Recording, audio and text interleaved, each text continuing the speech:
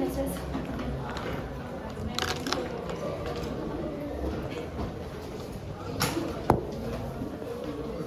Ya. Vámonos entonces a revisar los conceptos básicos de imagenología. Habíamos visto que hay 5 densidades: la densidad aire, la densidad grasa, la densidad agua, la densidad calcio y la densidad metal. ¿No es cierto? Dependiendo de la densidad es que vamos a ver que la penetración va a variar. O es mayor o es menor. Por ende también la absorción va a tener modificaciones. O va a absorber más el organismo o va a absorber menor cantidad. Cuando la penetración es mayor, la absorción es menor. ¿Por qué? Porque está penetrando de manera directa. No necesita tratar de absorber el choque de radiación. Si la penetración es menor, es menos direccionada, necesita tener...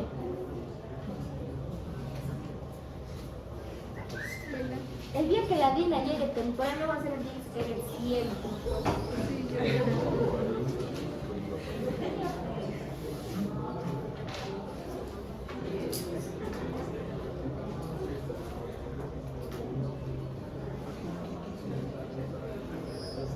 Ya, entonces, cuando la penetración es menor, está diciendo que la absorción va a ser mayor. Ahora, sabemos que estas densidades, las 5 densidades que tenemos, las vamos a observar en una placa radiográfica que nos va a mostrar 2 características, esos famosos colores blancos y negros, lo que corresponde a lo que conocemos como radiosensibilidad, que nos va a dar los 2 colores fundamentales, que es radiolucidez o radiosensibilidad. Hablamos de radiosensibilidad cuando hablamos de la probabilidad que tiene nuestro tejido de poder absorber, de poder, vamos a decir, sacarle una imagen, sacarle una fotografía específica para poderla ser observada. ¿Por qué? Porque va a aumentar la capacidad de absorción de estas ondas en el tejido y así poder ver toda la forma como tal. Ahora, si hay un aumento en esta absorción y en esta irradiación hacia este tejido, hacia este órgano, lo que se genera es una mitosis que nos puede generar lo que son células que pueden mutar y convertirse en cancerígenas. Por eso es el motivo por el cual siempre para radiología hay la protección biológica. ¿Y en qué caso se protege? En el caso de mayor sensibilidad, en el caso de tórax, en el caso pulmonar, porque vamos a tener los chalecos que son chalecos completos, la región de la tiroides en el cuello, y también tenemos hacia la región ósea en los brazos, que comúnmente no se encuentra, pero sí encontramos lo que es el chaleco y encontramos el pulmón. Por ejemplo, tenemos radiosensibilidad alta en el timo, en los nódulos linfáticos, en las gónadas, en el cristalino y en los linfocitos. Cuando a una persona se le irradia mucho tiempo, y en ese caso, si ustedes se dan cuenta, la mayoría de las personas que sacan radiografías son varones. Si se van a irradiar todo el tiempo, son personas infértiles. ¿Por qué? Porque van a atacar a lo que son las gónadas. Es decir, son células que no van a tener replicación mitótica ni meiótica, por ende va a bajar la calidad y va a bajar el número de espermatozoides. Lo mismo pasa en los nódulos linfáticos. Afectan lo que es la primera línea de defensa, afectan a los linfocitos, e incluso los radiólogos terminan con lo que son unas leucopenias marcadas por la irradiación que tienen durante todo el tiempo. Es una radiación media o una radiosensibilidad media los pulmones, el mesodermo, el hígado y el corazón. Y muy bajita el músculo nervioso central y el sistema nervioso periférico. Entonces, si vamos a sacar una placa, recuerden al paciente siempre tomar en cuenta lo que es una bioseguridad o una seguridad para que no pueda absorber lo que son esas ondas electromagnéticas. Ahora, ¿a qué denominamos radiolucidez o radiodensidad? Denominamos como radiolucidez o radiodensidad a esa capacidad de cambio en la coloración de la radiografía. Cuando hablamos de radio denso, estamos hablando de una densidad opaca, de una densidad negra. No atraviesa lo que son los rayos, simplemente los choca, pero no absorbe la placa. Y hablamos de radio lúcido cuando hablamos de una densidad que es totalmente clara, como lo es el metal. En este caso, hablamos de radio denso o radio opaco cuando es la parte más oscura, lo negro. Y hablamos de radio denso o radio lúcido cuando hablamos de estructuras que van a pintar de color blanco la placa, es decir, un color blanco, transparente.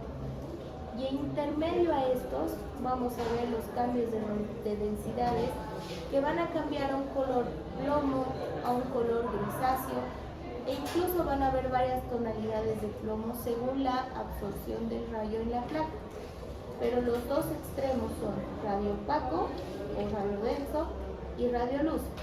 Radio opaco cuando hablamos de un color oscuro y radio lúcido cuando hablamos de un color clarito. Esto en relación a las tres densidades: a la densidad aire, a la densidad grasa, a la densidad agua, sangre o tejido o sombra muscular, a la densidad calcio que corresponde a los huesos y a la densidad metal. También recuerden que habíamos hablado acerca de lo que son las proyecciones. Habíamos hablado que hay proyecciones que van a ir desde proyecciones postero-anteriores, proyecciones antero-posteriores, proyecciones laterales y proyecciones oblicuas. ¿Qué características tienen cada una de estas proyecciones? Cuando hablamos de una proyección postero-anterior, estamos hablando de una proyección que va de atrás para adelante. Es una de las proyecciones más utilizadas y que solamente se las puede tomar cuando el paciente está en bipedestación, es decir, que está parado. ¿Cómo se debe tomar esta radiografía o este plano, esta proyección? Cuando el paciente va a realizar una inspiración profunda para que los pulmones o las bases pulmonares puedan ser irradiadas y se tenga una imagen adecuada. En caso de la postero-anterior, no debe ser una proyección que deba tener el tubo del emisor de las ondas de manera directa, sino la proyección o el disparo de las ondas se hace cuando esto está más alejado, el tubo se encuentra más alejado para que pueda irradiar hacia toda la región pulmonar y salga todo hasta la región costal. Entonces, la postero-anterior se realiza solamente en pacientes que tengan la capacidad de poder pararse. Bipedestación, se pueda parar. No, generalmente no se hace a los pacientes acostados. Siempre tienen que estar parados y la capacidad de poder respirar bien. Si un paciente tiene dificultad respiratoria, por ejemplo, no va a poder inspirar y muchas veces la placa sale sobrepuesta, la placa sale mal tomada, sale radiolúcida, porque el paciente no está en la posibilidad de tomarse ese tipo de placas.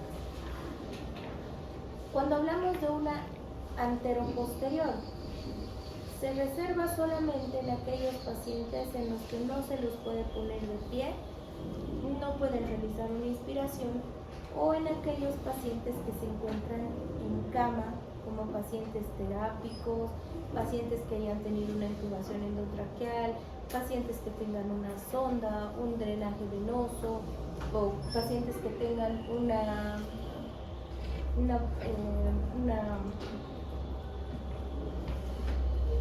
cateterismo venoso central, que no puedan levantarse, pacientes que estén conectados a los monitores, no se les desconecta y se les hace parar, simplemente se mueve toda la camilla, incluso con oxígeno, y se les toma lo que es la antero-posterior. En esos pacientes, ¿para qué se realiza esa proyección? Solamente se la va a realizar para control del tubo, en el caso de que tenga una intubación endotraqueal, que haya entrado efectivamente a pulmón y no a estómago, o no haya terminado de perforar el pulmón. En aquellos pacientes, como por ejemplo en el catéter venoso central, que perfectamente se den cuenta que está en región yugular. En pacientes que tengan, por ejemplo, problemas cardíacos, que no haya un derrame pericárdico. En pacientes que tengan o estén conectados a monitores, por ejemplo, que no tenga un neumotórax, que no tenga un tórax inestable. Entonces, en esos casos se permite tomar la radiografía antero-posterior. Y generalmente estos pacientes se puede ver lo que es una silueta marcada de la o del corazón. Quiere decir que tiene una silueta marcada de la silueta cardíaca como tal. ¿En qué casos se va a ver generalmente la silueta cardíaca? En cardiomegalias, pacientes chagásicos, pacientes que tengan una hipertensión arterial marcada, en las cuales van a hacer que el corazón crezca, pacientes con marcapaso, que también se va a ver lo que es el cambio de la densidad, por lo que son los electrodos que están insertos en el corazón, se va a ver también la posición del marcapaso. En este caso, por ejemplo, como la imagen, pueden ver acá, no se ve muy clarito, pero en este paciente están los electrodos, porque tal vez se trata de un paciente que está en terapia y que en muchos de los casos se está viendo la cardiomegalia, porque según la silueta cardíaca, este paciente tiene una cardiomegalia.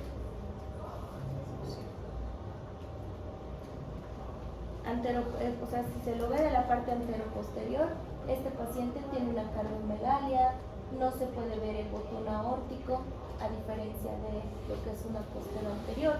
Tampoco se puede ver a ciencia cierta el botón aórtico, pero nos está diciendo que según la silueta cardíaca no es un corazón chagásico, pero en este caso me dice que sí, es un corazón grande, es una cardiomegalia, y que no me está pudiendo mostrar lo que es el botón aórtico, pero sí me está marcando lo que son los electrodos.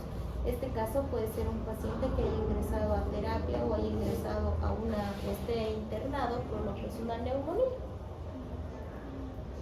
Ahora, la capacidad de tomar una placa anteroposterior es mucho más fácil. ¿Por qué?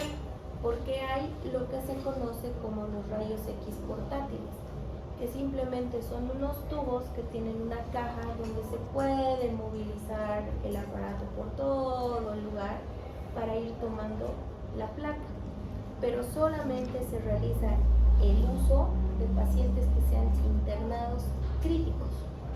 También se puede llevar estos rayos X con el intensificador de imagen a lo que es una sala de cirugía, en el caso de traumatología.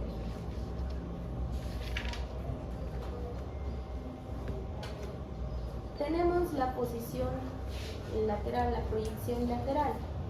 La proyección lateral, como les había comentado en la anterior clase, simplemente es una proyección de complemento. ¿Qué quiere decir?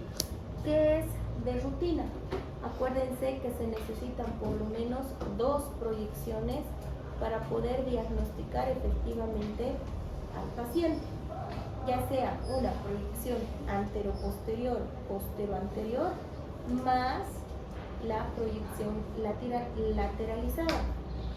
Quiere decir que la proyección lateral es de rutina, se la puede tomar en bipedestación o también se la va a poner recostada para sacar la imagen.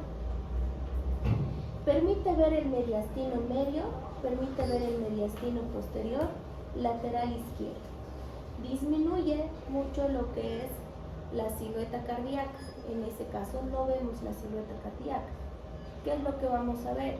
Ya vamos a ver mediastino medio y posterior. No como una imagen, sino como un cambio de densidad. Es decir, la coloración va a variar. Acuérdense, la sombra de los músculos y la sombra de los órganos huecos tienen una densidad específica. Es lo que hablamos, un color plomo, ¿no es cierto? ¿Se acuerdan? Un color grisáceo, que nos está diciendo que va a ser el cambio de densidad, que puede ser la sombra de un músculo, puede ser grasa o incluso puede ser la sombra de un órgano hueco.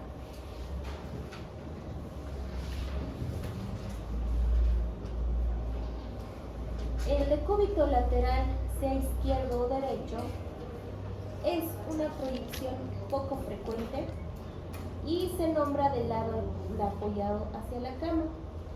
En ese caso solamente nos va a servir en pacientes que haya la presencia de líquido en la caja torácica, como por ejemplo derrame pericárdico, tengamos una neumonía, tengamos una telectasia, y en ese caso solamente se va a poder usar lo que es un decúbito lateralizado. No se realiza porque es incómodo para el paciente, porque en la cama, además que recuerden, las camas no son rectas. En los hospitales se echan y se entran, ¿no? Entonces no sale correctamente lateralizado, sino se entra y recién sale dentro. Por eso no es factible tomar esta placa. Y tenemos proyecciones especiales. La proyección especial de importancia va a ser la proyección oblicua. Esta proyección oblicua y proyección lordótica son consideradas las proyecciones radiológicas especiales pero simples. La oblicua va a haber estructuras anatómicas que se van a desplazar, como por ejemplo la columna, el diafragma, el botón aórtico, que por un movimiento o una tumoración se la va a poder visualizar con un desplazamiento al lado que le corresponde. Si el botón aórtico tiene que encontrarse en el medio, por un desplazamiento lo vamos a encontrar más hacia la derecha, o tal vez lo vamos a ver comprimido más hacia la izquierda. El oblicuo solamente se utiliza en pacientes que estén en bipedestación. Se eliminan superposiciones que se van a evitar ver lo que es una patología definitiva. Por ejemplo, solamente se va a ver los desplazamientos, pero no así se va a dar el diagnóstico definitivo. En el caso, por ejemplo, de arriba, ustedes están viendo una proyección oblicua con desplazamiento ¿de qué? De la columna vertebral. Están viendo el desplazamiento de la columna vertebral, pero no están determinando a causa de qué. Aparentemente, ¿esto qué es?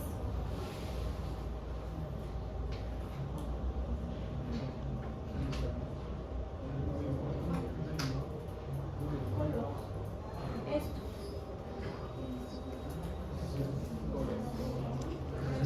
El corazón en mi arriba. No el corazón.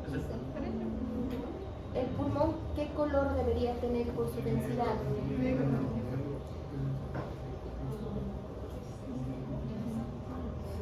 Diafragma. El diafragma tendría que tener un desplazamiento horizontal, no vertical. Aquí está el pulmón, que bien. Incluso no tiene mucha entrada de aire, por eso estamos viendo lo que son los infiltrados pulmonares.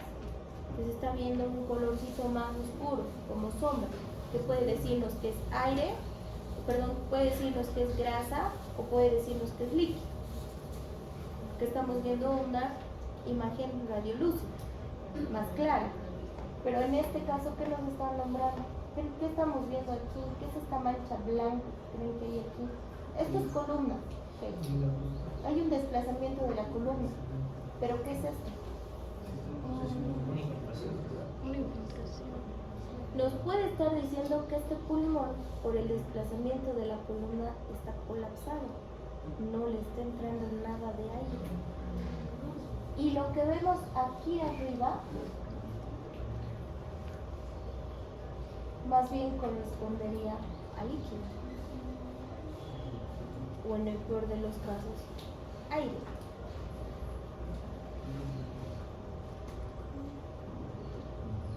Aquí. Lo que ha hecho que mi pulmón colapse. Por eso tiene la forma pulmonar.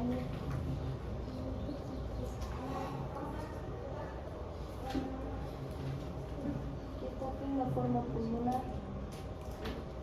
que ha colapsado y no tiene entrada de aire. Ahora, en una proyección lordótica,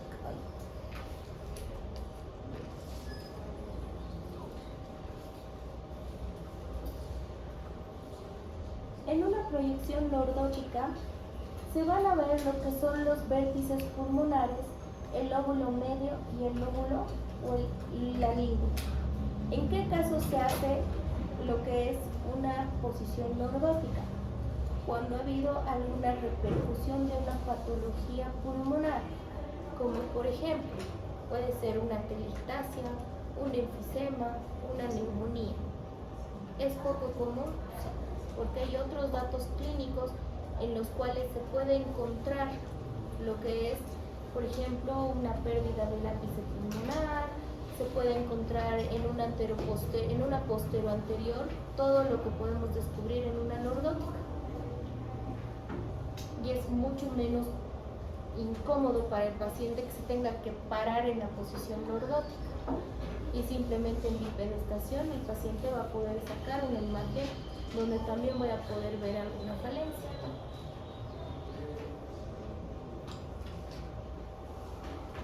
Para poder leer una prueba o para poder leer una placa radiológica, ¿qué se tiene que tener en cuenta?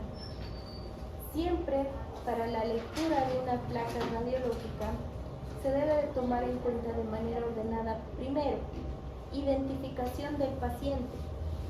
¿Qué es lo que generalmente pasa?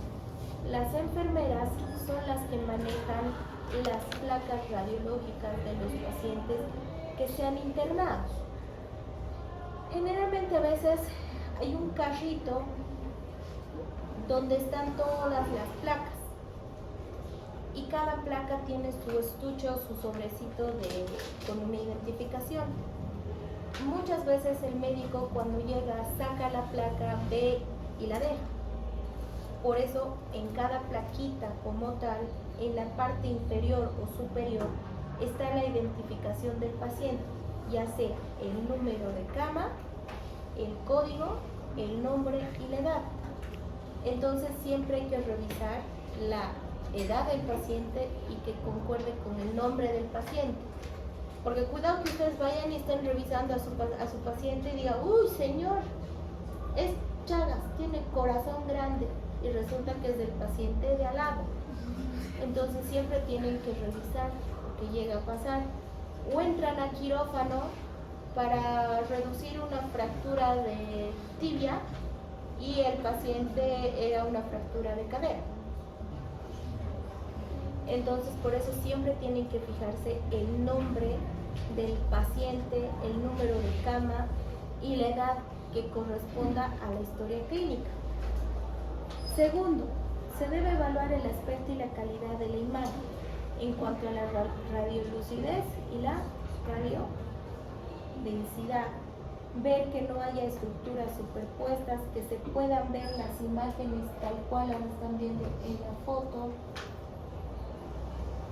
Es decir, puedan distinguir entre lo que es músculo, entre lo que es hueso, entre lo que es las estructuras óseas, las subarticulares, hay un cambio en la densidad. Por ejemplo, en este caso, todas estas imágenes que ustedes ven pueden diferenciar entre las 5 densidades, caso que existieran.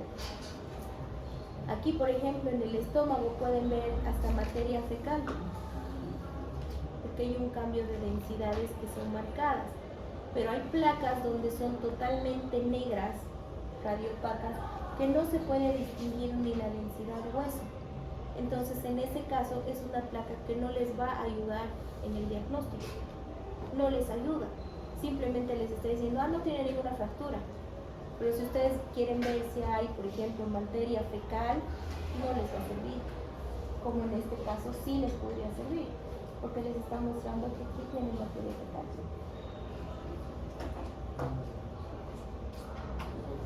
El tercer paso reconoce la anatomía radiológica normal. ¿Okay? Estamos viendo que aquí está el cráneo, están las vértebras, aquí se puede ver el botón aórtico,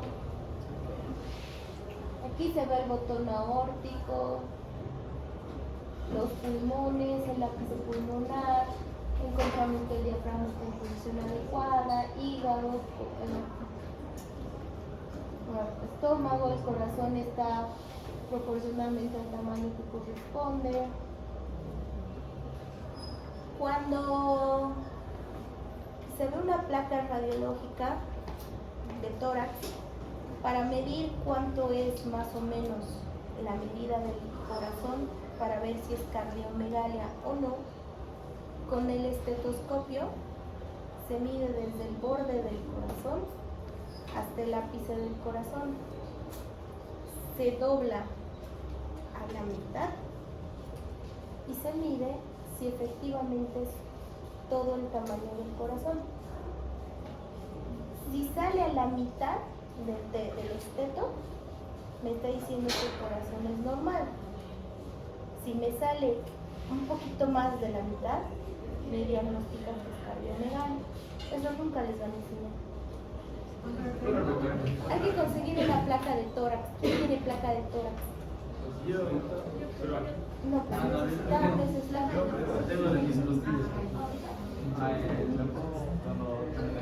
Ya escuchen, para la próxima clase van a traer placas de rayos X de tórax antero-posterior, no postero-anterior. El postero-anterior no nos va a permitir medir, el antero-posterior sí. Y van a traer sus estetos. Van a traer sus estetos para que miren. Ahí me ha enseñado sobre el doctor, el cardiólogo Zurita.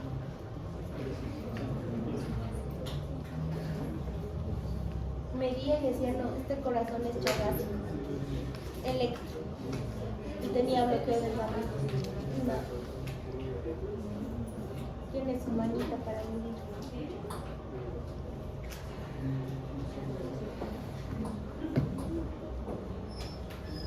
Ya. Y el cuarto paso, que es la búsqueda de los signos radiológicos de la patología. En este caso, por ejemplo, solamente viendo esta imagen de mano, ¿creen que van a ver alguna patología? Viendo solo esta imagen. ¿Por qué? Solo tienen una proyección. Necesitan 2 proyecciones para poder confirmar si hay o no una patología. Ok, si están viendo en esta imagen una patología, necesitan una confirmación. ¿Cómo lo van a hacer? ¿Dándole vuelta a la placa? No, viendo su otra proyección. En abdomen.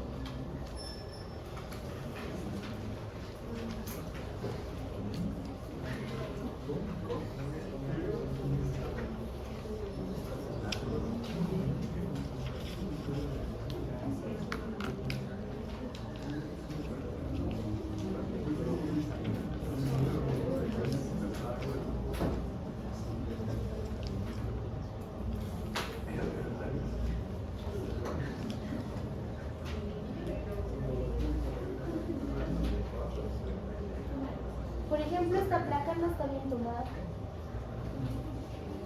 porque está chueco y no es la imagen.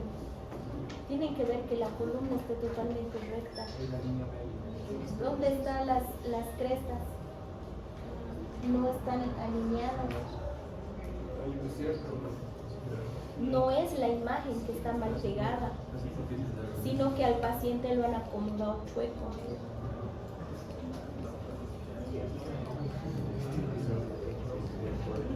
Al paciente no lo han acomodado totalmente recto.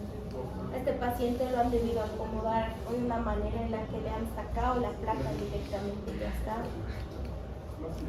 Las espinas no están alineadas.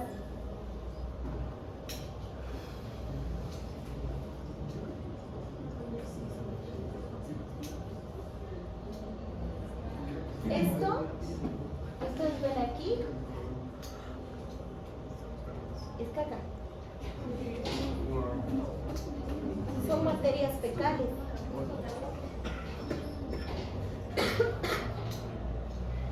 Generalmente las materias fecales se ven como si fueran nubecitas de color negro, ¿sí? ¿No es cierto? Les ponen imágenes a sus casos clínicos, como en colegio, ¿no? Igualitos, como pequeñas salchichitas se ven. Y en este caso es que está en la parte del abdomen superior, sigue y generalmente está en la parte del colon. Todito esto que ustedes ven acá es meteorismo y materia fecal. General puede ser que este paciente haya tenido una constipación, además que por la estructura que nos está diciendo tiene aumento de los ruidos hidroaéreos, por esta imagen que se ve acá. Es como aumento del aire, es una distensión que puede ser meteorismo. Ahora, ¿en qué caso se utiliza una placa de rayos X para abdomen?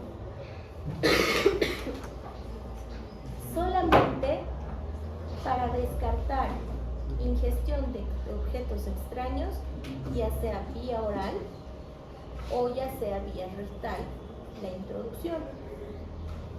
También se puede utilizar para ver una perforación o una oclusión intestinal, como en este caso. Se puede ver en abdomen abdominal, dolor abdominal moderado o grave, que no sea identificado, una litiasis de las vías renales, levemente, porque va a haber un aumento del volumen abdominal, lo que nos va a decir que puede haber problemas con la vejiga. Pero no nos va a servir, por ejemplo, para ver una esteatosis hepática, no nos va a servir para ver una cirrosis hepática, no nos va a servir para ver una coledocolitiasis, por ejemplo, no nos va a servir para ver un cálculo renal, no nos va a servir para ver, por ejemplo, si hay un embarazo. ¿Por qué? Porque los órganos huecos solamente muestran sombras. En este caso solo estamos viendo sombras, no estamos viendo estructuras orgánicas como que el hígado con sus lóbulos y su irrigación. No lo estamos viendo. Entonces no me sirve. Ahora, en el caso, por ejemplo, de que haya un intestino perforado, ¿sí me va a servir? Sí. ¿Por qué?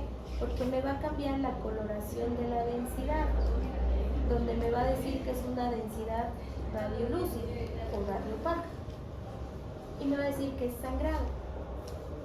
Bien, tengo una perforación. ¿Cómo la voy a corroborar? Realizándole una ecografía. Necesito hacer una ecografía. No necesariamente le voy a hacer porque haya tomado una pila o una moneda, no le voy a hacer una radiografía, una ecografía. Si sé que le saco una imagen, ya voy a ver en qué sector está y qué tamaño es. ¿En qué caso se toma una placa de rayos X inmediata en región abdominal? cuando estamos hablando de pacientes que están con ingesta de cocaína, los famosos tragones, ¿no? Son los que ingieren las bolas de cocaína, ¿no es cierto?, embolsaditas.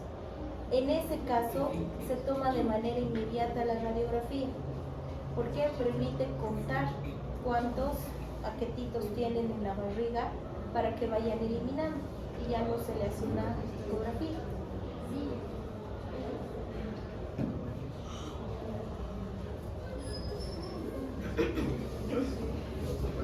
¿Qué hay que tomar en cuenta en la lectura del abdomen?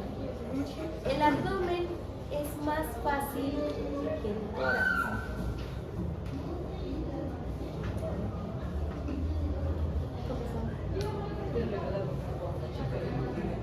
¿Qué?